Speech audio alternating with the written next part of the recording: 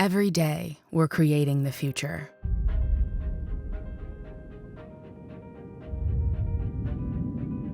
And we have enormous challenges to overcome. But challenges are what drive us. We've been solving difficult problems for more than a century. We helped save the US cotton industry from being decimated by pink bollworms. We've developed nutrition-based solutions to prevent breast cancer. And we've created environmentally sustainable methods to clean up Superfund sites. But the world is a complicated place. That's why we never stop looking for solutions. In our vision of the future, there is enough food to feed everyone. Cancer and type 2 diabetes are eliminated through precision nutrition plans. And foodborne illnesses are no longer a threat to the health of your family members. We envision a time when rivers and oceans are cleaner. Mining and industrial contaminants no longer impact nearby communities. And currently endangered species have healthy populations once again. We foresee a future where differences are valued and make communities stronger. Every day, we're putting science to work to create our vision of the future. We're looking for new ways to solve problems related to health, food production, the environment, commerce, and society. We're educating the next generation of leaders and change agents and teaching them skills to prepare for the challenges of tomorrow. We invite you to join us and help to build the future you want to see.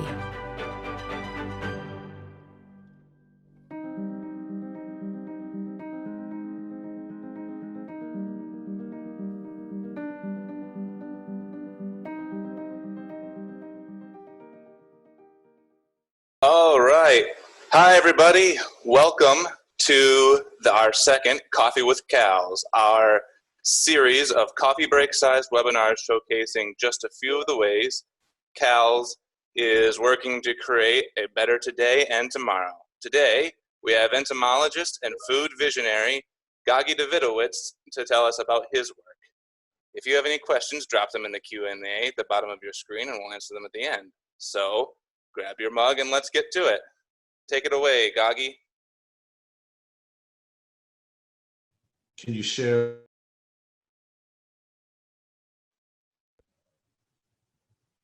Are you there, Goggy? I am here. Can you share my video? Your video? Oh, yes. One moment here.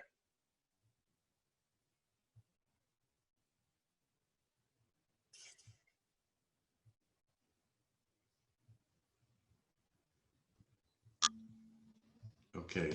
There we go. Hi, everybody. I'm just going to get set up to share my screen. And is it showing properly? Yes, you're good. Excellent. So hi, everybody. I want to talk about some work that we're doing in CALS in the Department of Entomology on converting food waste into protein. And the way we view this as we're flipping the agriculture-insect relationship on its head. And this will be clear what we mean in a couple of minutes. So I want to actually start with the problem. Why are we even doing this? And how did we get involved? Why are we getting involved in this? This is a graph of human population growth on the planet. We're over here somewhere about 2020, where we have about 7.8 billion people on the planet. In 30 years' time, by 2050, we will reach a human population of about 9.3 billion. By itself, that's not that big of a deal.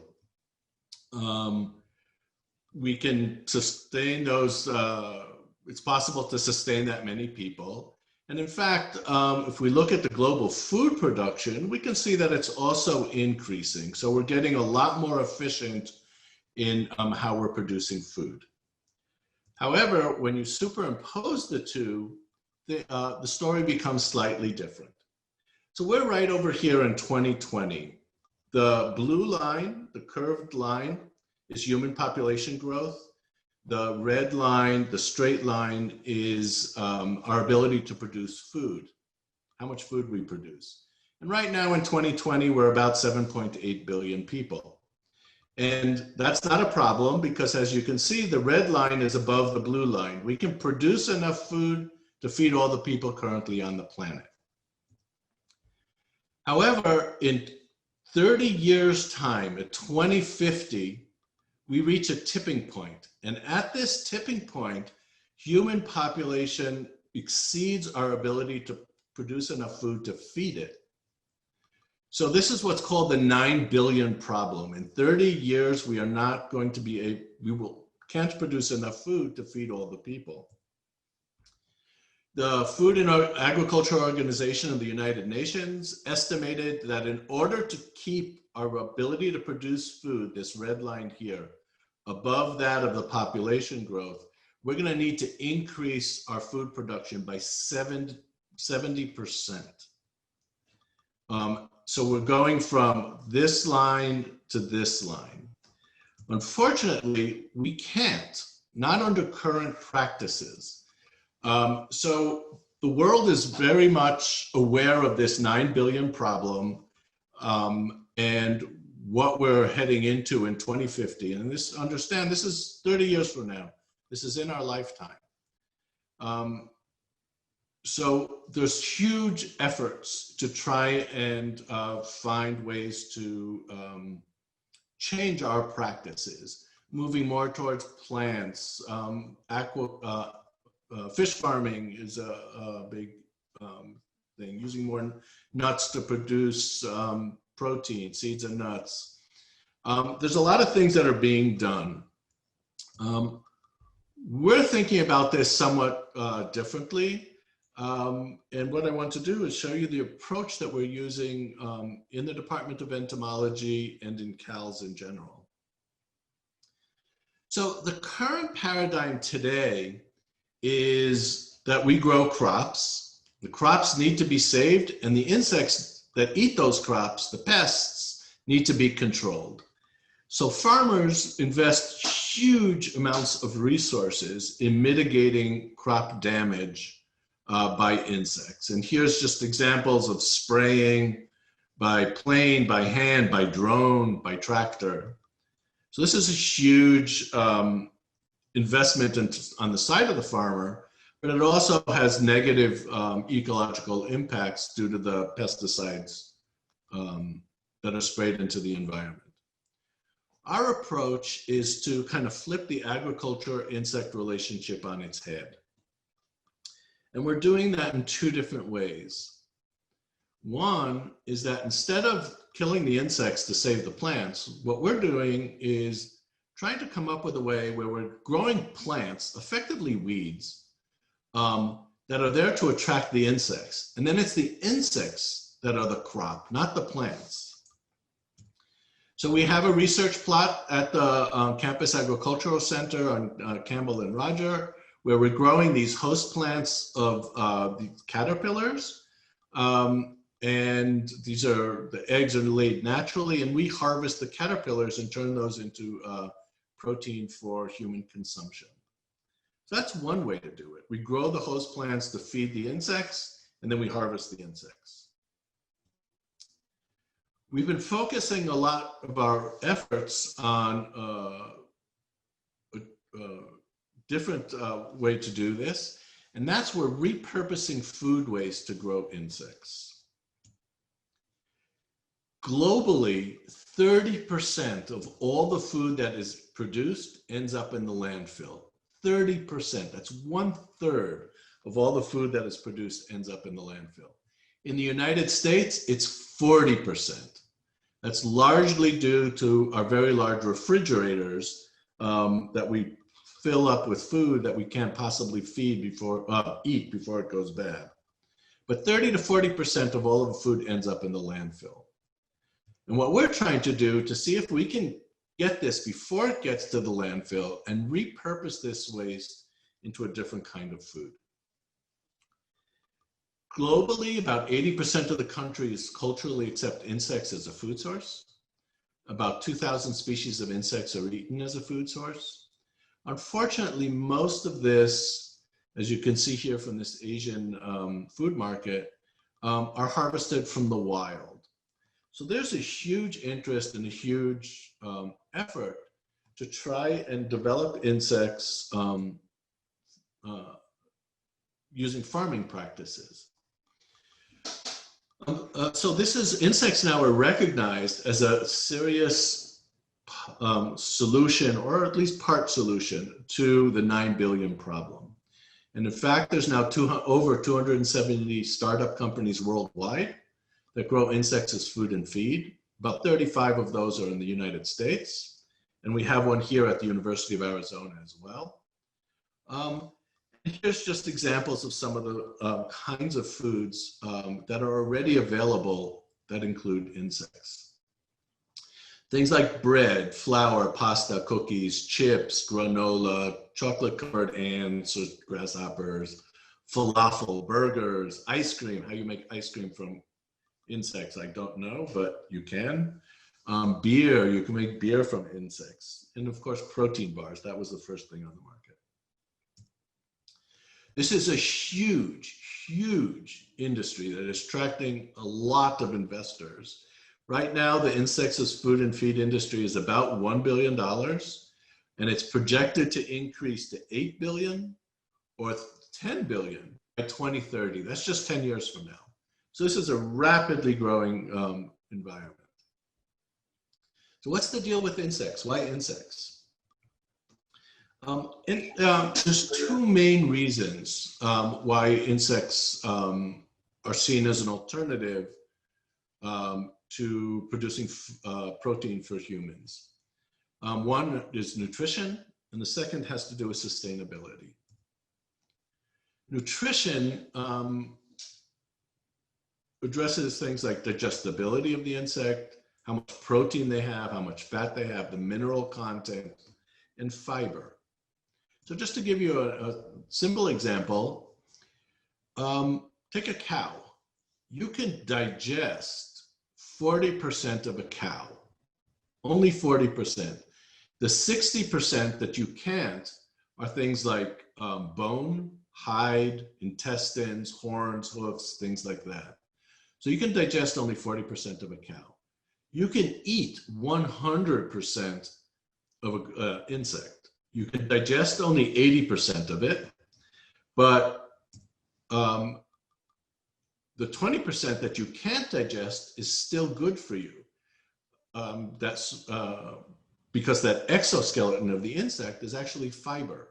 So you can, if you eat insects, you can get rid of the metamucil.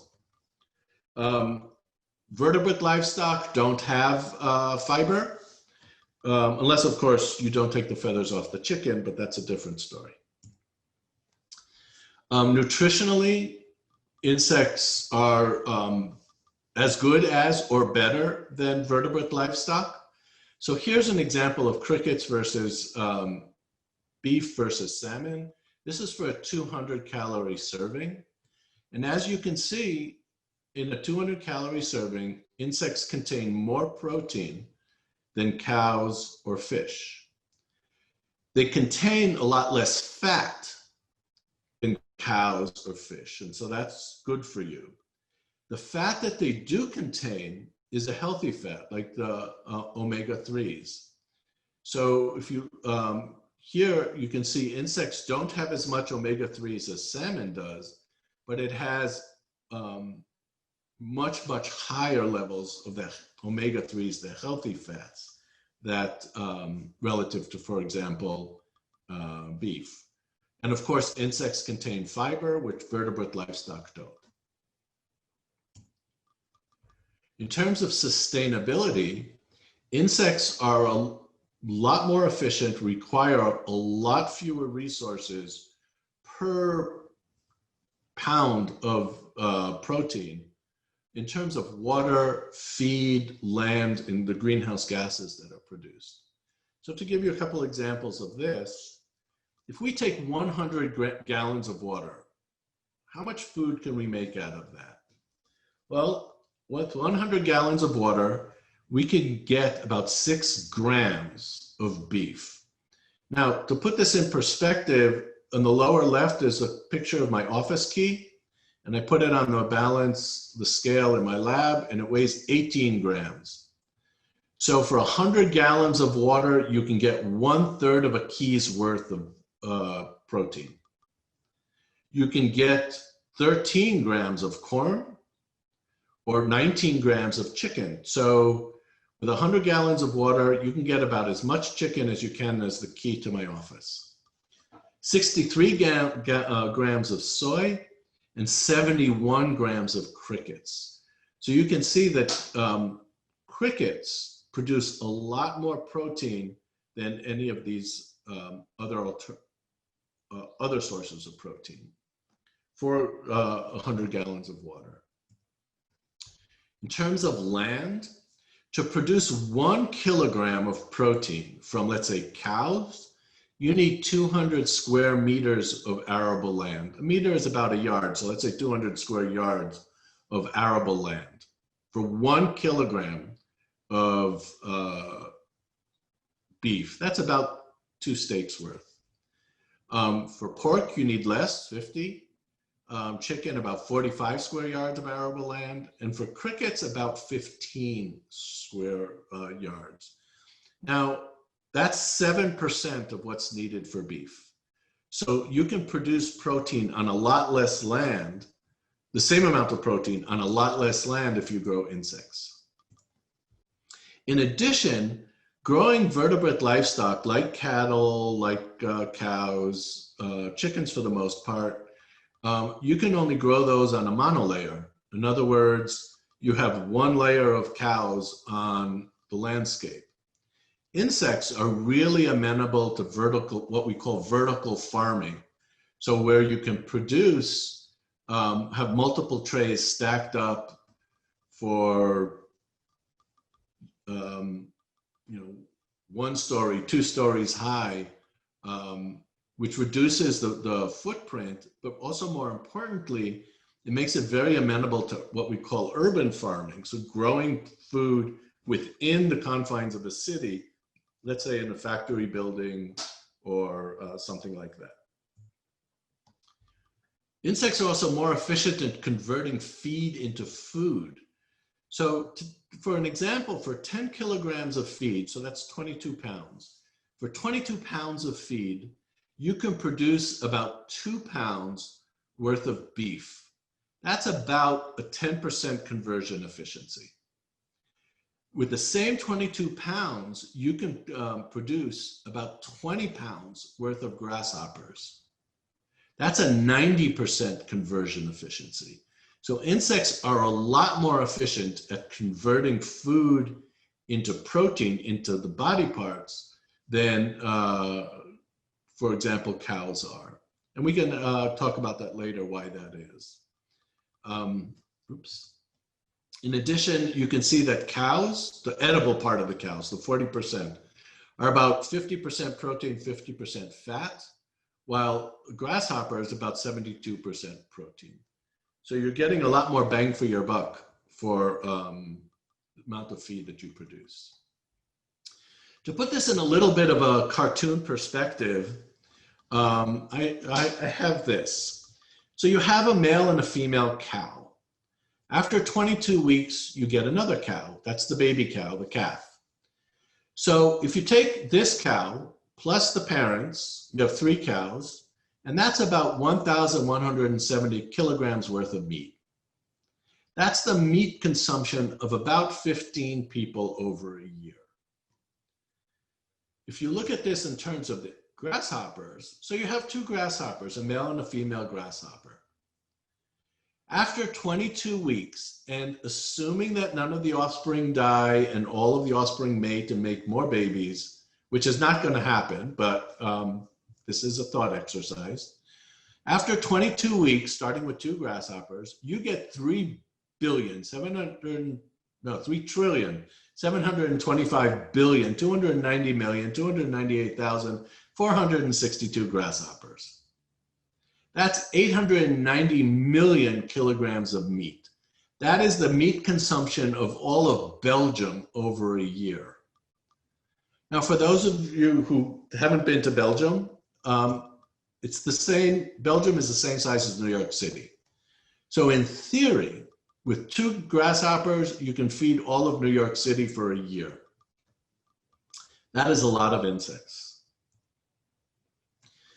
At the University of Arizona, we're doing the research in a program that we call Hexafeast. Hexa is 6 for the 6 legs of insects, and feast is for the yummy. And we now actually started a company called Hexafeast in order to transfer the technologies that we've been studying for the last number of years into viable products that can be turned into insect protein. And with that, I'm going to hand it over to Alex. That's really fascinating, Goggy. I have never intentionally eaten a chicken feather, but I have eaten a grasshopper, and it sounds more pleasant than chicken feathers. Oh, yeah. And a much better way to get my fiber. I'm really fascinated by your work, but it really sunk in for me when I actually visited your facility. And we actually took some video of that when we went there. So I'm going to play this video for our audience, and apologies for some wind noise at the beginning. Parts of your facility are actually outdoors. We did what we could to edit around it, but I still think it's really interesting stuff. So without further ado, let me play that video.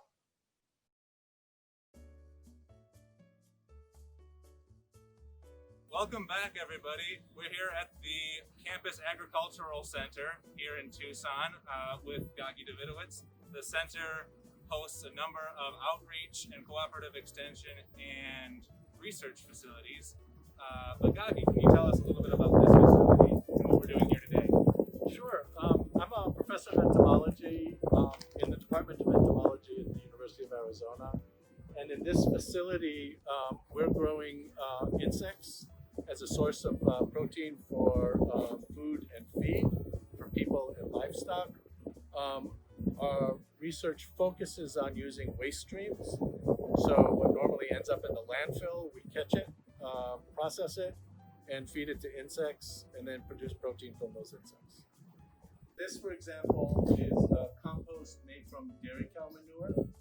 Over here is compost that we made from food waste.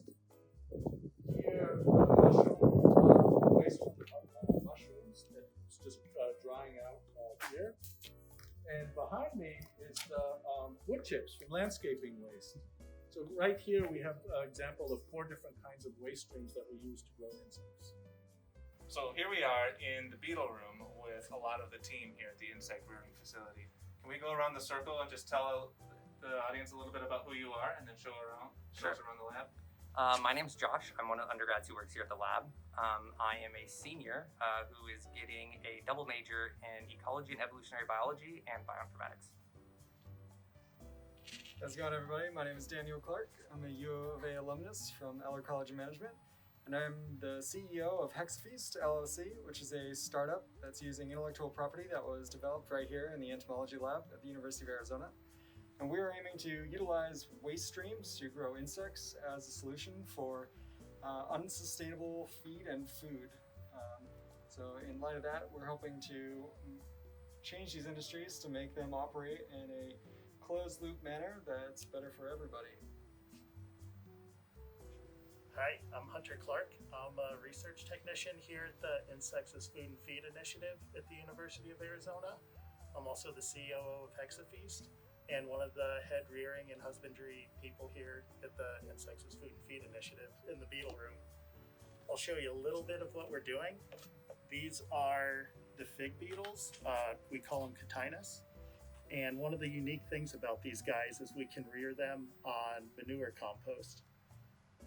Currently we have, typically we have about 30 to 40,000 of these in the lab right now. 30 to 40,000. 30 to 40,000. It's a lot of mouths to feed. Here's another waste stream that we're rearing these guys on. These are spent beer grains that were brewed right here in Tucson at 1055 Brewery downtown. And once they're dried down, these beer grains are ready to feed, and our beetles seem to love them. Wow, that's really cool. And what's in these boxes over here? This is another project that we have going. This is with the desert stink beetles. As you can see in here, these are very common in around Tucson, very common in desert areas. And we're trying to see how we can utilize them to produce protein in desert areas that normally can't sustain agriculture. So if we can make this work, it will be pretty significant in light of climate change and a lot more of the planet heating up and becoming deserts. So what are these, Goggy? These are the pupa of the fig beetles that we saw before. And so when they pupate, their gut is empty. So these are ready for people to eat. We would grind them up and turn them into a powder. And again, this you can add into cereals, into pastas, into bread flours, and things like that. All right, so here we are in the mealworm room where Goggy and his team are doing some really fascinating things with mealworms. Goggy, would you tell us a little bit more about what you're doing and show us around? Sure. So here we're growing mealworms, and I'll show you the mealworms in a second. And mealworms have been grown for decades now, mostly as food for the exotic pet industry, like lizards, birds, chickens, and also as fish bait. So there's a huge amount of information out there on how to grow mealworms. Typically, the industry standard of growing mealworms is to grow them on wheat bran, which is a people food. So you're using people food to grow people food. Our focus is slightly different. We're focusing on using waste streams to grow insects. So here, for example, is this is mostly lettuce and chard. So we're taking food waste that would typically go into the landfill, and we're processing this and we're growing mealworms with it. In the United States, 40% of all the food that's produced ends up in the landfill. So we're trying to intercept these waste streams and use them to make food. So over here, you can see the mealworms that we're growing.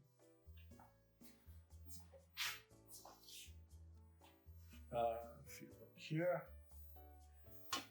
this is what the mealworms are. This is what we're growing. Right now, we're growing them on wheat bran simply because of issues of the COVID. We can't do the experiments with the food waste, but normally that's what's going on in here. And over here, I'm going to introduce you to Holly Cope. Holly is my master's student, and Holly, you can tell them what you do. Currently, I have just finished an experiment looking at the best food to feed the mealworms, and right now I am checking for survivorship, measuring weights, and looking at molts. What degree program are you in, Holly? I am in the EIS, the Entomology and Insect Science program. I originally came to the university in my undergraduate as a communication major, and by taking a gen ed course, that's how I got involved in entomology, and I carried it through. Now I'm pursuing a master's. That's fantastic. Thank you so much for sharing with us. Thank you. So what are we looking at here, Goggy? These are mealworms that we harvested, and then we're ready to sell them. So these are they're stored right now in the freezer. We're going to roast them and then sell them. How do people eat them in this form? Do they just eat them as is, or do they go into things? These typically, they're eaten as whole insects. So they're sprinkled on tacos, on salads, on the bar. So we're working with the bar who wants to sell these. So these particularly are going to be sold as whole insects. But other parts of the industry, they're going to sell them. We grind it up into a powder, and it's added as an ingredient, like to pasta, to bread flour, things like that. Very cool. Well, we'll have to get mealworm tacos after this.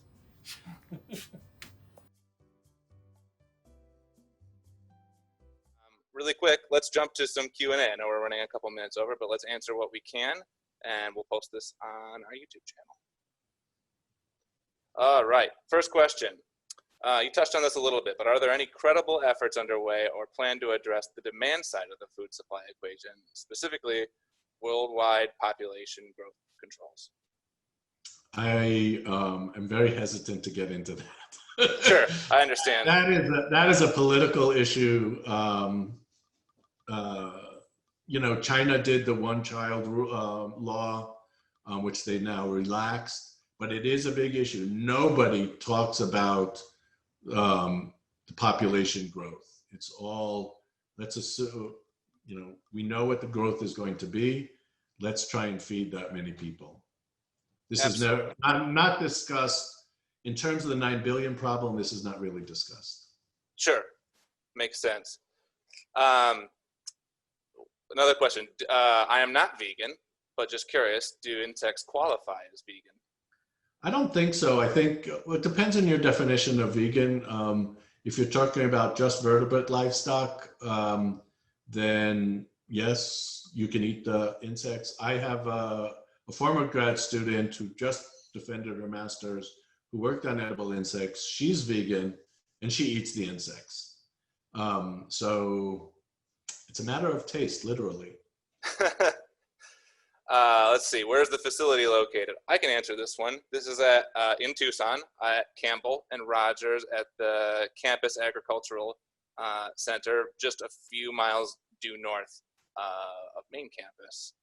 Right. And next question also, is the video going to be available somewhere? Yes, we will post this recording as well as the video segment we just watched independently on our YouTube channel so people can look at it at their leisure.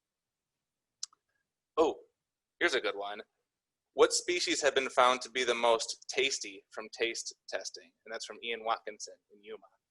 Right. So Ian, again, everybody has different tastes. So caterpillars, for example, are more fatty. If you like fatty food, that's better. Scorpions are more crunchy. It really matters what you want with it and whether you're eating it as a whole insect. Most of the food industry is grinding up the insects into a powder and adding that as an ingredient of, for example, bread flour, pasta, things like that. At that point, most insects don't really have a taste. Some do, but most really don't. And the food industry really likes that because they can manipulate the taste any way they want. Absolutely. So whether something is tasty or not really depends on you and how much of whether you have a beer with you or not. Gotcha. All right, here's a question I think that's right up your alley. How do you make people feel more comfortable eating bugs? Like, how do you remove the ick factor? That's a very good question. And of course the industry is trying to deal with that, is dealing with that on a constant basis. As I said, it's really the Western world that has issues with this. So that being North America and Western Europe. And that is seriously changing. The EU is putting in a huge amount of money into developing insects as food. The way we deal with, and it's starting to change. If you think about it, 40 years ago in the United States, the idea of eating raw fish was considered disgusting. And now just in Tucson, and we're not anywhere near the ocean, we have, 15 different sushi restaurants? So that is changing. In fact, you can buy insect food with insects ingredients at Fry's, at Whole Foods. It's becoming a lot more prevalent. And I think the yuck factor is going to go away. A lot of the companies are disguising the insects, turning it into a powder. And a lot,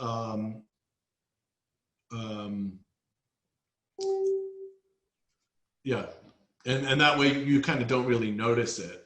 But also the yuck factor itself is, in my view, is not going to be an issue 10 years down the line. Excellent. So our Associate Vice President for Research, Parker Anton, raised his hands and wanted to chime in to say something. Parker, are you with us? Yes, can you hear me? Yes. Okay, great. I wanted to respond to the population question because this is an important one. So the biggest driver of population decrease and increase of population, if you want to put it that way, or stabilization, is moving people out of poverty. That's part of the reason why the Gates Foundation, other major foundations, are so focused on eliminating poverty, which has gone from over 90% of people in the world in the 1800s to less than 10 now. Population is scheduled to peak sometime after 2050, and then might even decline. So we're in a several decades race here between population growth and stabilization, the ability to feed the world. So it's this, unfortunately, right now, as Goggy showed, the graphs show a major shortfall before we get a handle on stabilizing the world population. And that's not unlike climate change, right? We have a several decade span here where how quickly we're able to respond is going to dictate what the world looks like for hundreds of years. And it's the same for food. And so that puts it into context. Yes, there is a rapid decline in the rate of increase of population, and the models show that it will stabilize sometime after maybe 2050, 2075 or thereabouts. Great. Thank you, Parker. We've got time for, I think, one more question before we have to close. One that popped up in the Q&A is about the FDA and the regulatory aspects of eating insects. Someone asks, is the FDA ready to relax the percent of insects in food regulations? So perhaps you can speak about that. So right now, according to FDA rules, the FDA allows a certain number of insect parts, bits, in any food. And that's simply because it's almost impossible to keep the insects completely out of the supply chain in the food chain. But the FDA, I actually gave a talk to the FDA group in Phoenix just before COVID. And the FDA is starting to look into this. There are no real rules or regulations set in place yet, other than we can't harvest from the wild. The EU just published its rules and regulations for the insects as food and feed industry. And NACIA, the North American Coalition of Insect Agriculture, is working with the FDA and the regulatory agencies to adopt a US version of that. So because this is such a new industry, this industry is only about 6 years old. Because this is such a new industry, the regulations aren't in place yet, but there are people that are working on it. Fantastic. Goggy, thank you so much for participating today and presenting about your great work. It's really, really fascinating. Thank you for everybody that could join us today. We're going to post a recording of this webinar on our YouTube channel, as well as the video segment at the insect rearing facility at the Campbell Farm on our YouTube channel. If you want to learn more, go to cals.arizona.edu or find us on YouTube. Thank you very much, everybody, and have a great day. Thank you all for coming.